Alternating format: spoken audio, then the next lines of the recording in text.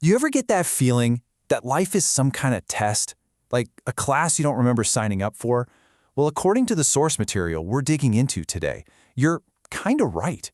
So let's just jump right in and explore this wild idea, life as a mandatory school for your soul. So, let's really lean into that question. What if all of this, everything, the highs, the lows, the moments that make absolutely no sense, what if it's all part of a cosmic curriculum, a syllabus designed specifically for your soul's growth? And get this, you're already enrolled. And graduation? Well, that's the only way you get to leave. All right, so welcome to Soul School. First things first, attendance is not optional. You're in, whether you like it or not. In this way of looking at the universe, every single one of us is enrolled. We're all just students, plugging away at our lessons, taking tests lifetime after lifetime, all with one goal in mind, graduation. And just like any school, right, you've got your star pupils and, well, the ones who are still stuck in first grade. On one side, you have the shining masters. Think of them as the valedictorians, the graduates who aced every exam and now stick around to help the rest of us. But on the other side, you've got the glowless. These are the dropouts, the souls who've been failing the same classes and repeating the same mistakes for, get this, sometimes a million years. In this quote, this really gets to the heart of that dropout mentality. Everything exists and happens just because. It's this idea of complete passivity. That whole just be here now vibe, but taken to an extreme, where there's no reflection, no goals, nothing. The source we're looking at says this is a huge misinterpretation. It's basically the spiritual equivalent of skipping class by telling yourself the school isn't even real. Okay, so if life is a school, then there have got to be rules, right? You can't just run wild. So this next part is all about the fundamental laws of this place, the physics of the spiritual universe. And let me tell you, you can't cheat your way to a good cosmic GPA. And here's the thing you really need to get. These aren't rules from some big, bearded judge in the sky that you can plead your case to. Nope.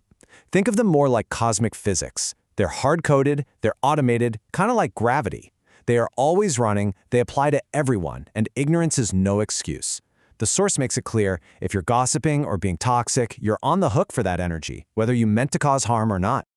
So what happens to all the stuff you don't deal with? This is where our source gives us this amazing and frankly kind of hilarious analogy, the karma truck. Imagine a giant garbage truck and it's filled with all of your unresolved junk, your bad habits, your messy energy, all of it. And that truck follows you from one life to the next, and then, right around your 12th birthday, it backs up and dumps the entire load right in your new backyard. Good luck with that. Okay. It's not all doom and gloom and garbage trucks. There's also a tool for cleaning up your messes. It's called the violet flame, and it's basically a cosmic eraser.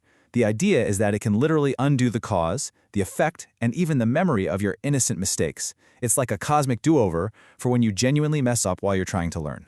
But, and this is a huge but, there's a catch, a massive one. You can't abuse the system.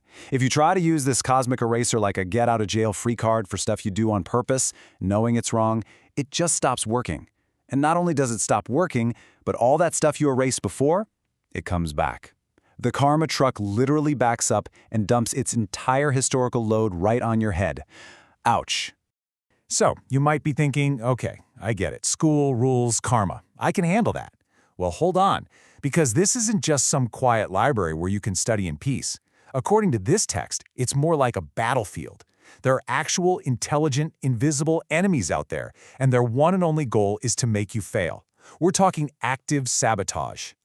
So who are the ones skipping class? The source breaks it down into three main groups, three mindsets that lead souls to drop out. First, you have the dissolvers. They're the ones who think it's one and done.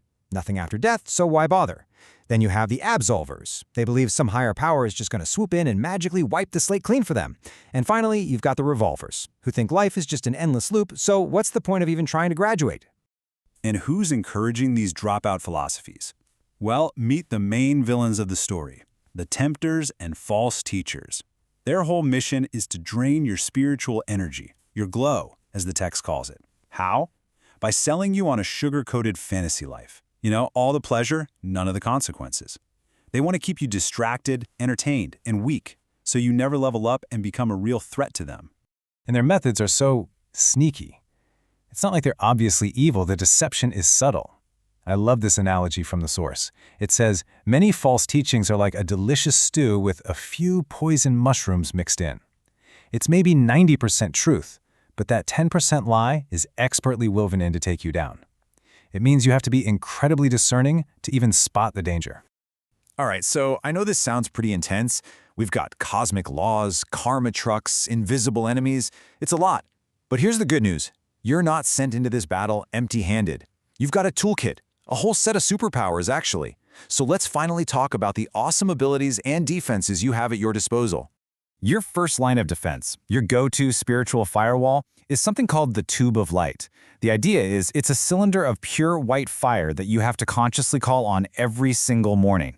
It's like an invisible suit of armor that seals your aura and protects you from all that negative junk flying around.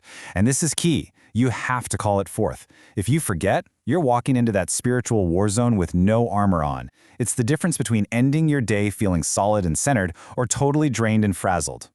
Now for some offense. The Source uses this really cool term, mystic sniper. It's about how you use your spiritual energy. See, you can't just spray it around hoping for the best. You have to focus it, like a laser beam, on one specific target or outcome. The catch is, your energy is finite. It's a limited resource. So you have to be super intentional, super focused, no wasted shots. And this is the real prize in the toolkit. As you get better at managing your energy, you start unlocking what the Source calls the 9 powers of the Holy Spirit. And these are some serious upgrades. We're talking about things like divine will, mystic wisdom, divine healing, and maybe the most crucial one of all for navigating this world, discernment of spirits. That's the ability to see right through the lies, to know exactly who the tempters and false teachers are.